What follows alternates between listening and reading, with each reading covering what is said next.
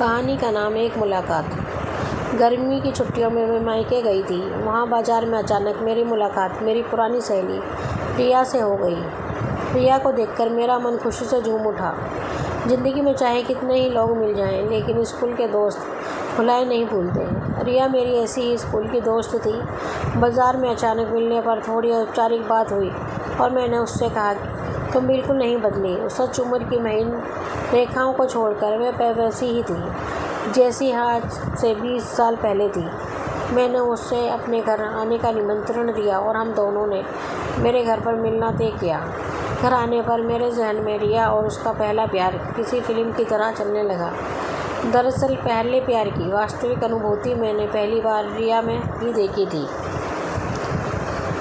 बात उन दिनों की है जब मैंने बीएससी फर्स्ट ईयर में एडमिशन लिया था। यूनिवर्सिटी में एडमिशन के बाद पढ़ाई के साथ साथ कुछ जवां हसीन सपनों का भी आगमन होता है।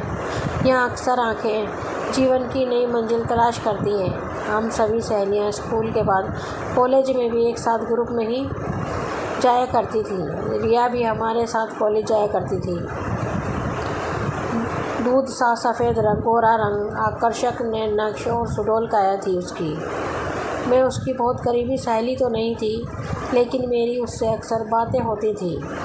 चूँकि वो पढ़ने में सामान्य ही थी, इसीलिए कभी कभी कुछ पढ़ाई संबंधी समस्या मुझसे पूछ लिया करती थी।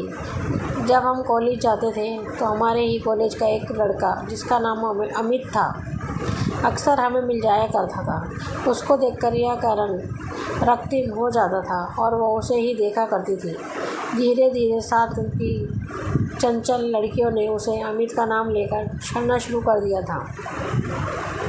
एक दिन हम लैब में एक एक्सपेरिमेंट कर रहे थे। वहाँ रिया के हाथ पर कोई केमिकल गिर गया तो अमित एकदम से भाग कर आया। उसने सबके सामने रिया के हाथ से कहा, लगी तो नहीं, कुछ दवा लेकर आऊँ। उसकी ये बात पूरे कॉलेज में मिसाले के साथ फैल गई। रिया और अमित फिर फेमस कपल बन गए।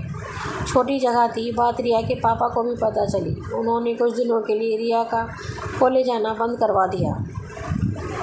एक दिन सुनने में आया कि रिया की शादी उसी शहर में दूसरे लड़के के साथ तय कर दी गई है।